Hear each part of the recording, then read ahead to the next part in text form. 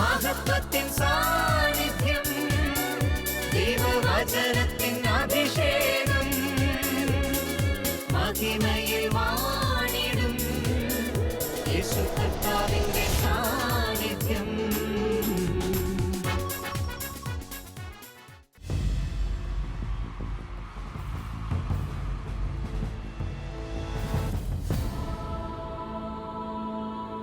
നിൻ വചനം ധ്യാനിക്കുമ്പോൾ. ഹല്ലേലൂയ. കർത്താവിൽ പ്രിയപ്പെട്ടവരെ, മഹത്വത്തിൻ സാന്നിധ്യം ഈ ശുശ്രൂഷയിലേക്ക് ഒത്തിരി സ്നേഹത്തോടെ കടന്നു വന്നിരിക്കുന്ന എല്ലാ സഹോദരി സഹോദരങ്ങൾക്കും കർത്താവായ യേശു ക്രിസ്തുവിൻ്റെ കൃപയും സമാധാനവും ആശംസിക്കുകയാണ്. 68-ാം സങ്കീർത്തനം 34-ാം തിരുവചനം. സങ്കീർത്തകനായ ദാവീദ് തൻ്റെ ജീവിതത്തിൽ താൻ അനുഭവിച്ചറിഞ്ഞ ദൈവശക്തി നമ്മോട് പങ്കുവെക്കുകയാണ്. ദൈവത്തിൻ്റെ ശക്തി ഏറ്റുപറയുവിൻ. നമ്മുടെ ജീവിതം ദൈവശക്തിയെ പ്രഘോഷിക്കുന്ന ജീവിതമായി മാറും. എന്തുമാത്രം നന്മകളാണ്, എന്തുമാത്രം അനുഗ്രഹങ്ങളാണ് ഓരോ ദിനവും കർത്താവ് തൻ്റെ പരിശുദ്ധാത്മാവിലൂടെ നമുക്ക് നൽകുന്നത്. ഇതിലൂടെയെല്ലാം ദൈവത്തിൻ്റെ ശക്തിയാണ് വെളിപ്പെടുന്നത്. ഇന്ന് നമുക്ക് എല്ലാവർക്കും ഒരുപോലെ ആവശ്യമായിരിക്കുന്നത് ഈ ദൈവശക്തിയാണ്. സഭയ്ക്കുന്ന ആവശ്യം പരിശുദ്ധാത്മശക്തിയാണ്. ഇന്നത്തെ ശുശ്രൂഷകളിൽ പരിശുദ്ധാത്മാവിന്റെ ഉന്നതമായ ശക്തി നമ്മളിൽ നിറയുവാൻ, ഈ ശക്തി നമ്മിലൂടെ വെളിപ്പെടുന്നത് ലോകത്തിന് കാണുവാൻ കഴിയുവാൻ നമ്മൾ ഒരുമിച്ച് അങ്ങ് പ്രാർത്ഥിക്കാൻ പോവാണ്. സാധിക്കുന്ന എല്ലാവരും ആയിരിക്കുന്നിടത്ത് എഴുന്നേറ്റ് നിന്ന് വലതുകരം സ്വർഗത്തിലേക്ക് ഉയർത്തിപ്പിടിക്കുക. സ്വർഗം തുറക്കപ്പെടുന്ന സമയമാണ്. കർത്താവ് തന്റെ പരിശുദ്ധാത്മാവിനെ ജനലക്ഷങ്ങളിലേക്ക് പകരുന്ന സമയം. ഈ ശുശ്രൂഷയിലൂടെ നമ്മുടെ കുടുംബങ്ങളിലേക്ക്, നമ്മുടെ കൂട്ടായ്മകളിലേക്ക്, നമ്മുടെ ദേശാന്തരങ്ങളിലേക്ക് ആത്മാവിന്റെ തീ ഇറങ്ങാൻ പോവാണ്. പാപരോഗ ശാപബന്ധനങ്ങളെ കരിച്ചു കളയുന്ന ദൈവത്തിന്റെ തീ, കഠിന ഹൃദയങ്ങളെ തുറക്കുന്ന ദൈവത്തിന്റെ തീയെ നമ്മുടെ ജീവിതങ്ങളിൽ കത്തുവാൻ നമ്മൾ ഒരുമിച്ച് പ്രാർത്ഥിക്കുന്നു. കർത്താവായ ദൈവമേ, പരിശുദ്ധാത്മാവിനെ വർഷിക്കണമേ, ദൈവത്തിന്റെ പരിശുദ്ധാത്മാവേ, ഞങ്ങളുടെ വിശ്വാസം വർദ്ധിപ്പിക്കണമേ, ഞങ്ങളുടെ വിശ്വാസം വർദ്ധിപ്പിക്കണമേ, ദൈവത്തിന്റെ തീയായി ഞങ്ങളിൽ കത്തിപ്പടരണമേ, എല്ലാവിധ പൈശാചിക പോരാട്ടങ്ങളെയും നിർവീര്യമാക്കണമേ. പരിശുദ്ധാത്മാവേ, ഞങ്ങളെ അനുഗ്രഹിക്കണമേ, നിയോഗങ്ങൾ ആശീർവദിക്കണമേ.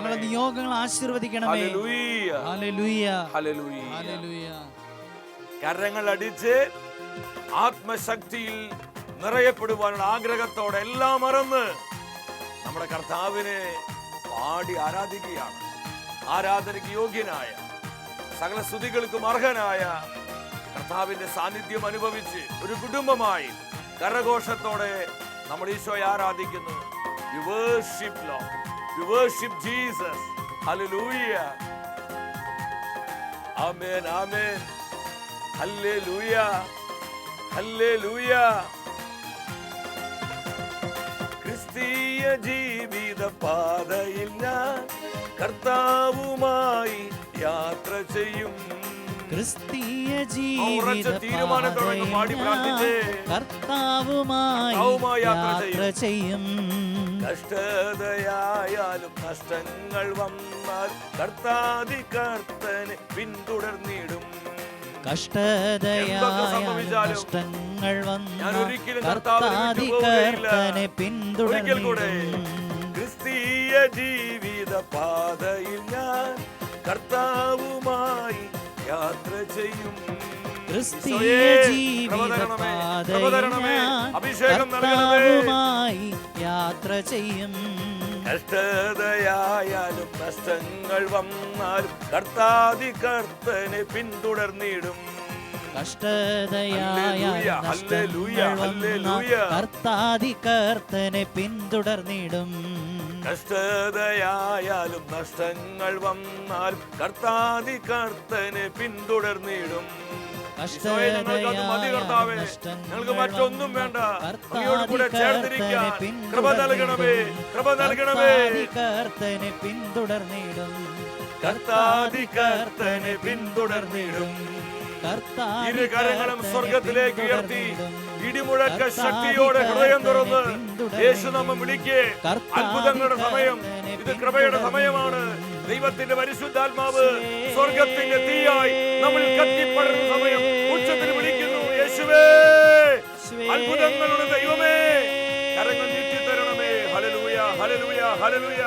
പാപക്കെട്ടുകള്, ശാപക്കെട്ടുകള്, രോഗബന്ധനങ്ങള് കർത്താവേ അഴിച്ചു കളയണമേ. തകർന്നിരിക്കുന്ന കുടുംബങ്ങള്, വേദനിച്ചിരിക്കുന്ന ജീവിതങ്ങളിലേക്ക് പരിശുദ്ധാത്മാവിനെ വർഷിക്കണമേ. ദൈവത്തിന്റെ പരിശുദ്ധാത്മാവേ, ദൈവത്തിന്റെ തീയായി കത്തി കത്തി പടരുക. സകല പൈശാചിക പോരുകളെയും നാരകീയ ശക്തികളെയും ഇരുട്ടിന്റെ വ്യാപാരങ്ങളെയും അന്ധകാര ദുർഭൂത സേനകളെയും നിർവീര്യമാക്കണമേ. ഹല്ലേലൂയ, ഹല്ലേലൂയ, ഹല്ലേലൂയ. പരിശുദ്ധാത്മാവേ, കുടുംബങ്ങളെ അഭിഷേകം ചെയ്യണമേ. സമർപ്പിത സമൂഹങ്ങൾ അഭിഷേകം ചെയ്യണമേ. വിശ്വാസത്തിൽ വളരുവാൻ, വിശ്വാസത്തിൽ ബലപ്പെടുവാൻ, വിശ്വാസം ജീവിക്കുവാൻ പതിനായിരങ്ങളെ പരിശുദ്ധാത്മാവേ ഈ സമയം അഭിഷേകം ചെയ്യണമേ. Anoint us, anoint us, oh Holy Spirit, anoint us, anoint us. ആത്മാവിന്റെ തീയിറങ്ങട്ടെ, പരിശുദ്ധാത്മാവിന്റെ അഭിഷേകം നിറഞ്ഞൊഴുകട്ടെ. ദൈവത്തിന്റെ ആത്മാവേ, ഞങ്ങളിൽ നിറയണമേ, ഞങ്ങളെ വിശ്വാസം വർദ്ധിപ്പിക്കണമേ. ഈ ലോക ജീവിതത്തിൽ കർത്താവിനോട് ചേർന്ന് ജീവിക്കുവാൻ, ഈ വിശ്വാസയാത്ര കർത്താവിനോട് ചേർന്ന് നടത്തുവാൻ ഞങ്ങളെ സഹായിക്കണമേ. പരിശുദ്ധ അമ്മേ, വിശ്വാസത്തിന്റെ നാഥേ, ഞങ്ങളുടെ വിശ്വാസം വർദ്ധിക്കുവാൻ അമ്മ പ്രാർത്ഥിക്കണമേ. ആമേൻ, ഹല്ലേലൂയ. പ്രിയ ദൈവമക്കളെ, നമ്മുടെ ജീവിതത്തെ ശക്തീകരിക്കുന്ന കർത്താവിൻ്റെ വചനത്തിൻ്റെ മുൻപിൽ പ്രാർത്ഥനാപൂർവമായിരിക്കാം. ഇന്നത്തെ ശുശ്രൂഷയിലൂടെ അനേകരെ കർത്താവ് വിശ്വാസ ജീവിതത്തിൽ ശക്തിപ്പെടുത്തുവാൻ പോവുകയാണ്. ഇന്നത്തെ വചന ശുശ്രൂഷയിലൂടെ പരിശുദ്ധാത്മാവ് നമ്മെ പഠിപ്പിക്കുന്നത് വിശ്വാസത്തിനുള്ള പ്രതിഫലത്തെക്കുറിച്ചാണ്. വിശ്വാസത്തിനുള്ള പ്രതിഫലം. നമ്മുടെ വിശ്വാസ ജീവിതത്തിന് കർത്താവിൻ്റെ കരങ്ങളിൽ തക്ക പ്രതിഫലമുണ്ട്. നമ്മൾ ഈ ലോക ജീവിതത്തിൽ വിശ്വാസയാത്രയിലാണ്. ഈ യാത്രയിൽ കൊടുങ്കാറ്റുകളുണ്ടാകാം, പേമാരികളുണ്ടാകാം, മറ്റു പല വിധത്തിലുള്ള പ്രതിസന്ധികളുണ്ടാകാം. എന്നാൽ ഈ യാത്രയിൽ നമ്മൾ ഒറ്റയ്ക്കല്ല, കൂടെ നമ്മുടെ വിശ്വാസത്തിൻ്റെ നാഥനായ കർത്താവുണ്ട്. ഇന്നത്തെ ഈ ശുശ്രൂഷയിലൂടെ പരിശുദ്ധാത്മാവ് നമ്മെ ബോധ്യപ്പെടുത്തുവാൻ ആഗ്രഹിക്കുന്ന ഒരു പ്രധാന കാര്യം, ആരെല്ലാം വിശ്വാസം ജീവിക്കുന്നുവോ അവർക്കെല്ലാം കർത്താവിൻ്റെ കരങ്ങളിൽ പ്രതിഫലമുണ്ട്. ഹെബ്രായ പുസ്തകം 11-ാം അധ്യായം 6-ാം തിരുവചനം. അപ്രകാരം എടുക്കപ്പെടുന്നതിന് മുൻപേ താൻ ദൈവത്തെ പ്രസാദിപ്പിച്ചുവെന്ന് അവന് സാക്ഷ്യം ലഭിച്ചു. വിശ്വാസമില്ലാതെ ദൈവത്തെ പ്രസാദിപ്പിക്കുക സാധ്യമല്ല. ദൈവസന്നിധിയിൽ ശരണം പ്രാപിക്കുന്നവർ ദൈവമുണ്ടെന്നും തന്നെ അന്വേഷിക്കുന്നവർക്ക് അവിടുന്ന് പ്രതിഫലം നൽകുമെന്നും വിശ്വസിക്കണം. ഈ വചനത്തിലൂടെ കർത്താവിൻ്റെ ആത്മാവ് എന്താണ് നമ്മോട് സംസാരിക്കുന്നത്? പല പ്രാവശ്യം നമ്മൾ വായിക്കുകയും കേൾക്കുകയും ചെയ്തിട്ടുള്ള തിരുവാക്യമാണിത്. എന്നെ ഒരുപാട് സ്വാധീനിച്ച വചനമാണിത്. ദൈവത്തിൽ ആരെല്ലാം ശരണം പ്രാപിക്കുന്നവോ അവരെല്ലാം ദൈവമുണ്ടെന്നും ദൈവത്തെ അന്വേഷിക്കുന്നവർക്ക് അവിടുന്ന് പ്രതിഫലം നൽകുമെന്നും വിശ്വസിക്കണം. നമ്മുടെ കർത്താവ് പ്രതിഫലങ്ങൾ നൽകുന്ന ദൈവമാണ്. വിശ്വാസ ജീവിതത്തിന് കർത്താവിൻ്റെ കരങ്ങളിൽ പ്രതിഫലമുണ്ട്. വെളിപാട് പുസ്തകം 3-ാം അധ്യായം 10-ാം വചനം ഇതിനെ സപ്പോർട്ട് ചെയ്യുന്നൊരു വചനമാണ്. പരിശുദ്ധാത്മാവ് ഫിലദൽഫിയ സഭയോട് പറയുകയാണ്, സകല ഭൂവാസികളെയും പരിശോധിക്കുവാനായി ലോകത്തിൽ ഉണ്ടാകാനിരിക്കുന്ന പരീക്ഷണങ്ങളിൽ നിന്ന് ഞാൻ നിന്നെ സംരക്ഷിക്കും. എന്തെന്നാൽ പരീക്ഷകളിൽ ഉറച്ചു നിൽക്കണമെന്നുള്ള എൻ്റെ വചനം നീ കാത്തു. എത്ര മനോഹരമായ വചനമാണിത്. സകല ഭൂവാസികളെയും പരിശോധിക്കുവാൻ ലോകത്തിൽ വലിയ പരീക്ഷണങ്ങൾ ഉണ്ടാകാൻ പോവുക. നമുക്കറിയാം, കാലം അതിന് അന്ത്യത്തിലേക്ക് അടുത്തുകൊണ്ടിരിക്കുകയാണ്. ലോക ചരിത്രത്തിൽ ഇതുവരെ സംഭവിക്കാത്ത വിധത്തിലുള്ള പ്രശ്നങ്ങള്, പ്രതിസന്ധികള്, കലഹങ്ങള്, യുദ്ധങ്ങള്, പ്രകൃതിക്ഷോഭങ്ങൾ എന്നു വേണ്ട ഇത്തരത്തിലുള്ള പല പ്രതിഭാസങ്ങളിലൂടെ ലോകം കടന്നു പോകേണ്ടി വരും. ഈ പരീക്ഷണങ്ങളുടെ സമയത്ത് ഞാൻ നിന്നെ സംരക്ഷിക്കും. നീ നശിച്ചു പോകുവാൻ, നീ തകർന്നു പോകുവാൻ ഞാൻ അനുവദിക്കുകയില്ല. കാരണം പരീക്ഷണങ്ങളിൽ, പ്രലോഭനങ്ങളിൽ ഉറച്ചു നിൽക്കണമെന്നുള്ള എൻ്റെ വചനം നീ കാത്തു. 2000 വർഷങ്ങൾക്ക് മുമ്പ് ഫിലദൽഫിയ സഭയോടാണ് ഈ ദൂത് കർത്താവ് പറയുന്നത്. എന്നാൽ ഇന്ന് നമ്മുടെ ജീവിതങ്ങളെ നോക്കി കർത്താവ് പറയുകയാണ്, നീ ശരിയായ വിധത്തിൽ വിശ്വാസം ജീവിച്ചാൽ ജീവിതത്തിന്റെ ഏത് സാഹചര്യത്തിലും നിന്നെ സംരക്ഷിക്കുവാൻ, നിന്നെ കരുതുവാൻ, നിന്നെ അനുഗ്രഹിക്കുവാൻ എനിക്ക് കഴിയും. കാരണം നീ എൻ്റെ വചനം കാത്തു, നീ വിശ്വാസം കാത്തു. ആരെല്ലാം വിശ്വാസത്തെ കാത്തു സൂക്ഷിക്കുന്നുവോ, നമ്മുടെ വിശ്വാസം ഇങ്ങനെ ഫ്ലെക്സിബിൾ ആവാൻ പാടില്ല. സാഹചര്യങ്ങൾ മാറി മറിയുന്നതിനനുസരിച്ച് നമ്മുടെ വിശ്വാസത്തിന് മാറ്റം വരരുത്. നമ്മുടെ വിശ്വാസത്തിന് അടിസ്ഥാനം കർത്താവായ യേശു ക്രിസ്തുവാണ്. ഈ അടിസ്ഥാനത്തിൽ നമ്മുടെ വിശ്വാസം വേരുറപ്പിക്കപ്പെടണം.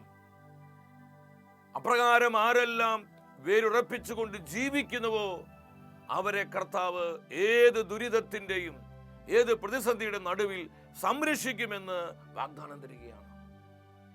നീ എൻ്റെ വചനം കാത്തു, നീ വിശ്വാസം കാത്തു. ഈ തലമുറയിൽ വിശ്വാസം ജീവിക്കുവാനും നമ്മുടെ വിശ്വാസത്തെ കാത്തു സൂക്ഷിക്കുവാനും കർത്താവിനാൽ വിളിക്കപ്പെട്ടവരാണ് സഭാമക്കളായ നമ്മൾ ഓരോരുത്തരും. അപ്പോസ്തലനായ പൗലോസ് ഇതിനുള്ള ബന്ധത്തിൽ സഭയെ പഠിപ്പിക്കുകയാണ്. തിമോത്തിയോസിന് എഴുതിയ 2-ാമത്തെ ലേഖനം 4-ാം അധ്യായം 7-ഉം 8-ഉം തിരുവചനങ്ങൾ. 4 കാര്യങ്ങൾ പൗലോസ്ലീഹ സഭയോട് പറയുന്നു. ഒന്നാമതായി, ഞാൻ നന്നായി പൊരുതി.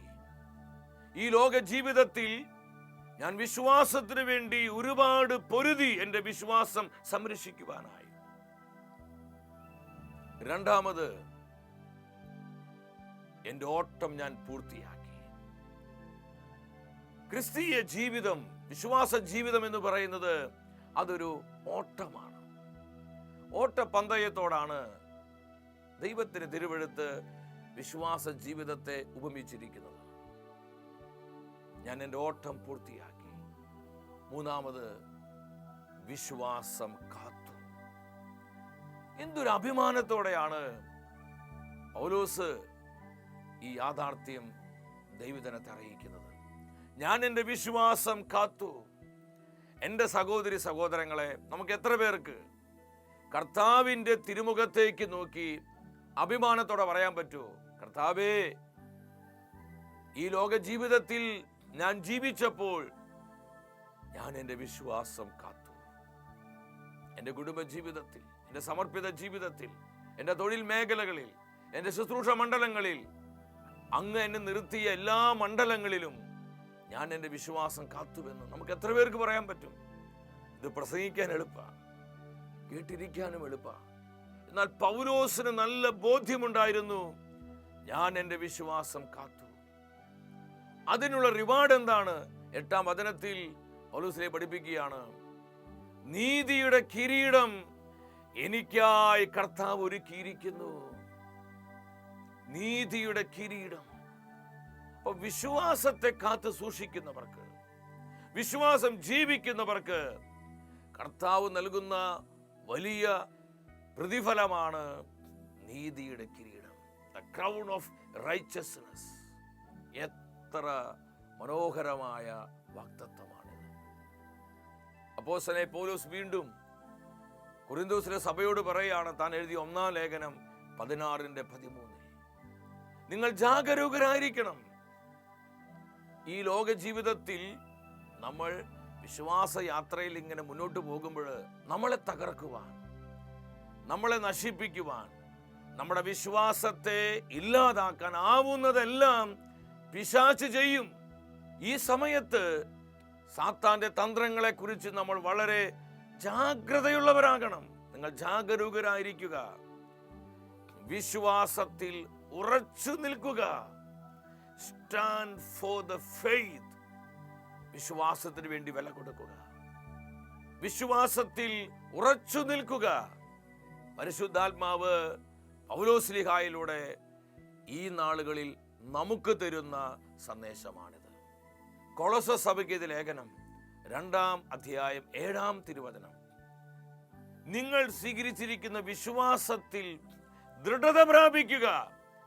എൻ്റെ പ്രിയപ്പെട്ടവരെ, നമ്മുടെ വിശ്വാസത്തിൽ നമ്മൾ ബലമുള്ളവരാകണം. ദുർബലമായ വിശ്വാസമല്ല നമ്മുടെ വിശ്വാസം, ബലഹീനമായ വിശ്വാസമാകരുത്. സംശയങ്ങൾ അടങ്ങിയ അല്പവിശ്വാസമായി മാറരുത്. വിശ്വാസ ജീവിതത്തിൽ ദൈവമക്കൾ ബലമുള്ളവരാകണം, കരുത്തുള്ളവരാകണം. ഇത് കർത്താവിൻ്റെ ആഗ്രഹമാണ്. നിങ്ങൾ ദൃഢത പ്രാപിക്കുക.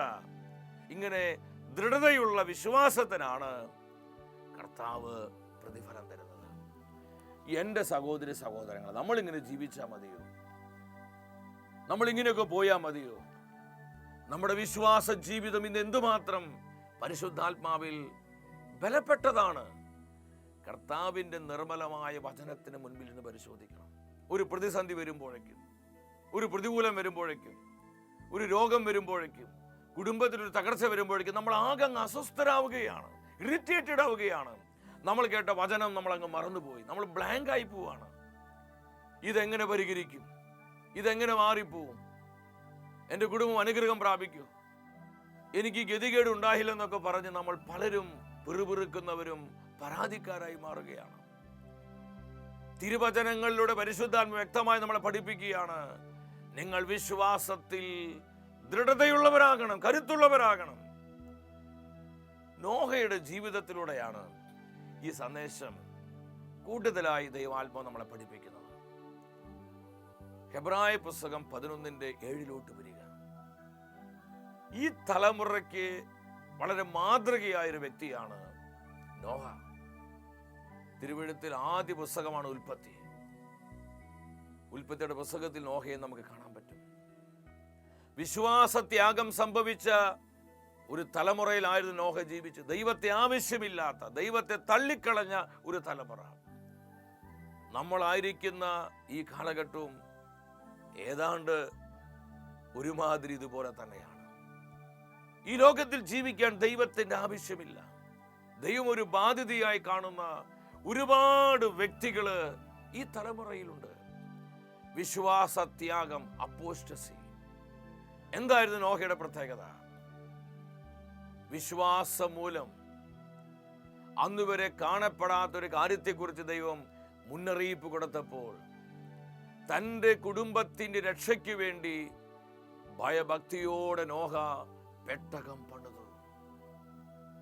അന്നുവരെ കാണപ്പെടാത്തൊരു കാര്യത്തെക്കുറിച്ച് ദൈവം അറിയിപ്പ് കൊടുക്കുകയാണ്. സംശയിക്കാതെ, ചോദ്യങ്ങൾ ചോദിക്കാതെ, പൂർണ്ണമായും ദൈവത്തിന്റെ വാക്കുകളിൽ നോഹ അങ്ങ് വിശ്വസിക്കുകയാണ്. എന്തായിരുന്നു ദൈവം കൊടുത്ത മുന്നറിയിപ്പ്? ഉൽപ്പത്തിയുടെ പുസ്തകം 6-ാം അധ്യായം 5-6 വചനങ്ങളിലോട്ട് വരിക. ഭൂമിയിൽ മനുഷ്യന്റെ ദുഷ്ടത പെരുകി, അവന്റെ ചിന്തയിലും ഭാവനയിലും വലിയ ദുഷിപ്പുണ്ടായി.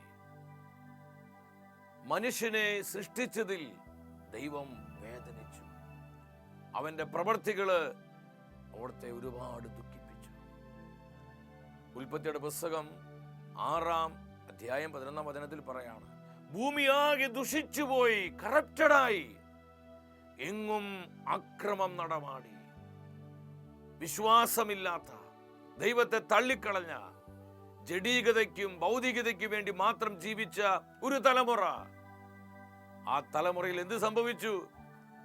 ഉൽപ്പത്തിയുടെ പുസ്തകം 6-ാം അധ്യായം 8-ാമത്തെ വചനം, എന്നാൽ നോഹ കർത്താവിന്റെ പ്രീതിക്ക് പാത്രമായി. 9-ാം വചനത്തിൽ വീണ്ടും പരിശുദ്ധാത്മ പഠിപ്പിക്കുകയാണ്, ആ തലമുറയിലെ കറയറ്റ മനുഷ്യൻ, സകല മനുഷ്യരും ജഡീകരായി ലൗകികരായി ദൈവത്തെ തള്ളിക്കളഞ്ഞ് ജീവിക്കുമ്പോൾ നോഹ മാത്രം കർത്താവിനോട് കൂടെ നടന്നു. നോഹ മാത്രം കർത്താവിൽ ഹൃദയമുറപ്പിച്ചു. തനിക്ക് ലഭിച്ച വിശ്വാസം അവൻ ജീവിക്കുകയാണ്. എങ്ങനെയൊരു കാലഘട്ടത്തില് ദൈവത്തെ തള്ളിക്കളഞ്ഞ ഒരു തലമുറയില് ഇത് അത്ര എളുപ്പമല്ല പ്രിയപ്പെട്ടവരെ. വളരെ ടഫായ ഒരു അവസ്ഥയത്. ഇതിനുവേണ്ടി ഒരുപാട് വില കൊടുത്തു നോഹ, ഇതിനുവേണ്ടി ഒരുപാട് കഷ്ടങ്ങൾ സഹിച്ചു നോഹ, ഇതിനുവേണ്ടി ഒരുപാട് പെയിൻ എടുത്തു നോഹ. പക്ഷെ അതൊന്നും പാഴാകാൻ ഒരിക്കലും കർത്താവ് അനുവദിക്കില്ല. കർത്താവ് ഇതെല്ലാം ശ്രദ്ധിക്കുന്നുണ്ട്. വളരെ ഗൗരവത്തോടെ കർത്താവ് ഇതെല്ലാം കാണുന്നുണ്ട്. ഞാൻ നിനക്ക് പ്രതിഫലം തരും. അവൻ ദൈവത്തിന്റെ മാർഗത്തിൽ നടന്നു. നോഹയോട് പറഞ്ഞു, ഞാൻ ഭൂമുഖത്ത് പ്രളയം അയക്കാൻ പോവാണ്, വെള്ളപ്പൊക്കം വരാൻ പോവാണ്, നീ ഒരു പെട്ടകം നിർമ്മിക്കണം. ദൈവം പറഞ്ഞ അളവിൽ നോഹ പെട്ടകം നിർമ്മിച്ചു. അതിശക്തമായ ജലപ്രളയമുണ്ടായി. സകല മനുഷ്യരും ആ ജലപ്രളയത്തിൽ നശിച്ചു പോവാണ്. എന്നാൽ നോഹയെയും കുടുംബത്തെയും ദൈവം സംരക്ഷിച്ചു. സകല ഭൂവാസികളെയും പരിശോധിക്കുവാൻ, ലോകത്തിലുണ്ടാകാനിരിക്കുന്ന വിനാശങ്ങളുടെ സമയത്ത്, പരീക്ഷണങ്ങളുടെ സമയത്ത് ഞാൻ നിന്നെ സംരക്ഷിക്കും. എത്ര കൃത്യമാണ് കർത്താവിന്റെ തിരുവെഴുത്ത്. സകല മനുഷ്യരും നശിച്ചു പോയപ്പോൾ നോഹയെയും കുടുംബത്തെയും കർത്താവ് പരിപാലിച്ചു. ആ മഹാവിനാശത്തിൽ നിന്ന് കർത്താവ് ആ കുടുംബത്തെ സംരക്ഷിച്ചു. എന്താ കാരണം? നോഹയുടെ വിശ്വാസമാണ്. എൻ്റെ സഹോദര സഹോദരി, നമ്മുടെ വിശ്വാസത്തിന് വലിയ പ്രതിഫലം കർത്താവിൻ്റെ കരങ്ങളിലുണ്ട്. ഈ ലോകത്തിൻ്റെ നിസാര നേട്ടങ്ങൾക്ക് വേണ്ടി, ഈ ലോകത്തിൻ്റെ ഇമ്പങ്ങൾ അനുഭവിക്കാൻ വേണ്ടി, ഈ ലോകം വെച്ച് നീട്ടിത്തരുന്ന സുഖലോലുപതയ്ക്ക് വേണ്ടി നാം ഒരിക്കൽ നമ്മുടെ വിശ്വാസം കോംപ്രമൈസ് ചെയ്യരുത്. നമ്മുടെ വിശ്വാസത്തെ തള്ളിക്കളയരുത്. പ്രണയിച്ച പെണ്ണിനെ കിട്ടാൻ, പ്രണയിച്ച പുരുഷനെ കിട്ടാൻ, ജഡീകമായ ഭോഗേച്ഛകൾക്ക് വേണ്ടി നാം ഒരിക്കലും നമ്മുടെ വിശ്വാസത്തെ വിട്ടുകളയരുത്. ആരെല്ലാം വിശ്വാസം വിട്ടുകളയുന്നുവോ നിത്യതയിൽ അവരെ കർത്താവും വിട്ടുകളയും. വിശ്വാസത്തിന് ഞാൻ വീണ്ടും വീണ്ടും ആത്മാവിൽ പറയട്ടെ, വലിയ പ്രതിഫലം കർത്താവിൻ്റെ കരങ്ങളിലുണ്ട്. നമ്മുടെ കുഞ്ഞുങ്ങളിലേക്ക്, നമ്മുടെ തലമുറകളിലേക്ക് ഈ വിശ്വാസത്തിന്റെ തീ കത്തിക്കുവാൻ പരിശുദ്ധാത്മാവിനാൽ വിളിക്കപ്പെട്ടവരാണ് നമ്മൾ. ഉൽപ്പത്തിയുടെ പുസ്തകം 8:15 പറയാണ്, ദൈവം നോഹയോട് പറഞ്ഞു, നോഹ, നീ ഭാര്യയും നിന്റെ പുത്രന്മാരും അവിടെ ഭാര്യമാരെയും കൂട്ടി പെട്ടകത്തിൽ നിന്ന് പുറത്തിറങ്ങുക. സകല ജീവജാലങ്ങളും നശിച്ചു പോയി. ആ പെട്ടകത്തിലുള്ളവർ മാത്രം രക്ഷപ്പെടുകയാണ്. ദൈവം അവരെ സംരക്ഷിക്കുകയാണ്. ഇനി ഇതുപോലെ നമുക്ക് ദൈവം തന്നിരിക്കുന്ന ആ സുരക്ഷിതമായ പെട്ടകമാണ് ഈശോയുടെ ദിവ്യഹൃദയം, പരിശുദ്ധ അമ്മയുടെ വിമല ഹൃദയം. നമ്മളതിൽ അഭയം കണ്ടെത്തണം. ഉൽപ്പത്തിയുടെ പുസ്തകം 9:1 പറയുന്നു, ദൈവം നോഹയോട് അരുളി ചെയ്തു, നോഹ, നിന്നെയും നിന്റെ മക്കളെയും ഞാൻ സമൃദ്ധമായി അനുഗ്രഹിക്കുന്നു. നിങ്ങൾ ഭൂമിയിൽ സന്താന പുഷ്ടിയുള്ളവരായി പെരുകുവിൻ. ദൈവം അനുഗ്രഹിക്കുകയാണ്. സകല നന്മകളാലും നോഹയെയും കുടുംബത്തെയും കർത്താവ് ആശീർവദിക്കുകയാണ്. ആ ദുഷിച്ച തലമുറയിൽ വിശ്വാസത്യാഗം സംഭവിച്ച ആ കാലഘട്ടത്തിലെ വിശ്വാസം കാത്തു സൂക്ഷിച്ചപ്പോൾ, വിശ്വാസം ജീവിച്ചപ്പോൾ, വിശ്വാസത്തിന് വേണ്ടി ധീരതയോടെ നോഹ നിലകൊണ്ടപ്പോൾ കർത്താവ് നോഹയെ അനുഗ്രഹിച്ചു. ആ വലിയ പ്രളയത്തിൽ നിന്ന് നോഹയെയും കുടുംബത്തെയും സംരക്ഷിച്ചു. വിശ്വാസത്തിനുള്ള പ്രതിഫലം നമ്മൾ മനസ്സിലാക്കണം. പ്രതിഫലത്തിന് വേണ്ടി വിശ്വസിക്കുക എന്നുള്ളതല്ല, എന്നാൽ നമ്മൾ വിശ്വാസം ജീവിച്ചാൽ കർത്താവ് നമുക്ക് വേണ്ട പ്രതിഫലം തരും.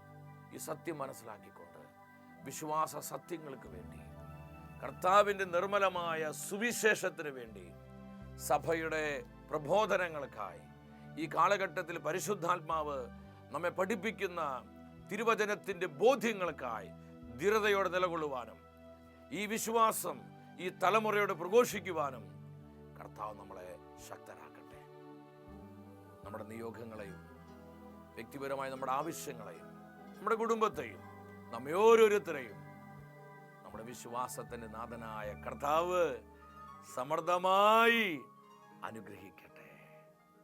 നിത്യസ്നേഹത്താൽ എന്നെ സ്നേഹിച്ചു, നിത്യസ്നേഹത്താൽ എന്നെ സ്നേഹിച്ചു. ദിവ്യസ്നേഹമേ, തിരുഭോജ്യമായി നിറയേണമേ, ദിവ്യകാരുണ്യമേ, തിരുജീവനായി പടരേണമേ.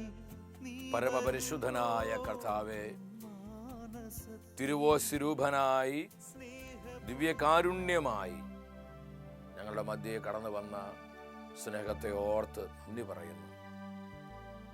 പരിശുദ്ധാത്മാവ് ഇന്ന് നമ്മെ പഠിപ്പിച്ചു വിശ്വാസത്തിനുള്ള പ്രതിഫലത്തെക്കുറിച്ച്. നമ്മുടെ വിശ്വാസം വർദ്ധിക്കുവാനായി ഹൃദയ തകർച്ചയോടെ നമുക്ക് പ്രാർത്ഥിക്കാം. ഇന്ന് കുടുംബങ്ങളുടെ തകർച്ചയ്ക്കുള്ള കാരണം, ഇന്ന് ധാർമ്മികമായ എല്ലാ അധപതനത്തിൻ്റെയും അടിസ്ഥാന കാരണം വിശ്വാസത്തിൻ്റെ തകർച്ചയാണ്. കണ്ണുനീരോടെ കർത്താവിൻ്റെ സന്നിധിയിൽ നിലവിളിച്ചു പ്രാർത്ഥിക്കാം. എൻ്റെ സഹോദരി സഹോദരങ്ങളെ, നമ്മുടെ വിശ്വാസത്തിൻ്റെ നാഥനും അതിനെ പൂർണ്ണതയിലെത്തിക്കുന്നവനുമായ കർത്താവിൻ്റെ തിരുസന്നിധിയിലാണ് നമ്മൾ. കരങ്ങൾ ഉയർത്തി ചങ്കുപൊട്ടി അങ്ങ് പ്രാർത്ഥിക്കും. കർത്താവ്, ഞങ്ങൾ വിശ്വാസം വർദ്ധിപ്പിക്കണമേ. വിശ്വാസത്തിൻ്റെ തീയായി പരിശുദ്ധാത്മാവ് ജനലക്ഷങ്ങളിൽ കത്തിപ്പടരുവാൻ കരമുയർത്തി വിളിക്കുന്നു. പരിശുദ്ധാത്മാവേ, വരിക വരിക വരിക വരിക. വിശ്വാസത്തിന്റെ തീനാവായി ഞങ്ങളിൽ കത്തിപ്പടരണമേ. ഞങ്ങളുടെ കുടുംബങ്ങളിൽ, ഞങ്ങളുടെ കൂട്ടായ്മകളിൽ, സമർപ്പിത സമൂഹങ്ങളിൽ, ഞങ്ങളുടെ കുഞ്ഞുങ്ങളിൽ, തലമുറകളിൽ പരിശുദ്ധാത്മാവേ വിശ്വാസത്തിന്റെ തീയായി കത്തിജ്വലിക്കുക. ഹല്ലേലൂയ ഹല്ലേലൂയ ഹല്ലേലൂയ ഹല്ലേലൂയ. വിശ്വാസത്തിനെതിരെ പിശാച് വിതച്ചിരിക്കുന്ന സകല കളകളിൽ നിന്നും പരിശുദ്ധാത്മാവേ ഞങ്ങളെ ശുദ്ധീകരിക്കണമേ. ഞങ്ങളുടെ വിശ്വാസത്തെ ബലപ്പെടുത്തണമേ. ഞങ്ങളുടെ വിശ്വാസ ജീവിതത്തെ ശക്തീകരിക്കണമേ. ഹല്ലേലൂയ ഹല്ലേലൂയ ഹല്ലേലൂയ. ഈശോയെ, അനേകരെ കർത്താവ് അനുഗ്രഹിക്കുന്ന സമയം ഹൃദയം തുറന്ന് ഒരിക്കൽ കൂടെ പിടിച്ചോ. ഈശോയെ, ഈശോയെ നന്ദി പറയുന്നു, നന്ദി പറയുന്നു. അങ്ങ് ചെയ്ത എല്ലാ അനുഗ്രഹങ്ങൾക്കായി, അങ്ങ് പകർന്ന അഭിഷേകത്തിനായി, നന്മകൾക്കായി നന്ദി നന്ദി നന്ദി കർത്താവേ. അടുത്ത ആഴ്ചയിൽ ദൈവവചനത്തിൽ നമ്മൾ ധ്യാനിക്കുന്നത് പ്രവചന വാക്കുകളുടെ ശക്തിയെക്കുറിച്ചാണ്. പ്രാർത്ഥിച്ചൊരുങ്ങി ഈ ശുശ്രൂഷയിലേക്ക് നമുക്കെല്ലാവർക്കും കടന്നു വരാം.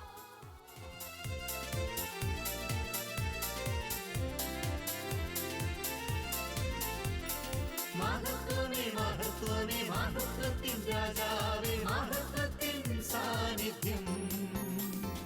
മഹത്വമേ മഹത്വമേ മഹത്വത്തിൻ കർത്താവേ, മഹത്വത്തിൻ സാന്നിധ്യം. മഹത്വമേ മഹത്വമേ മഹത്വത്തിൻ രാജാവേ.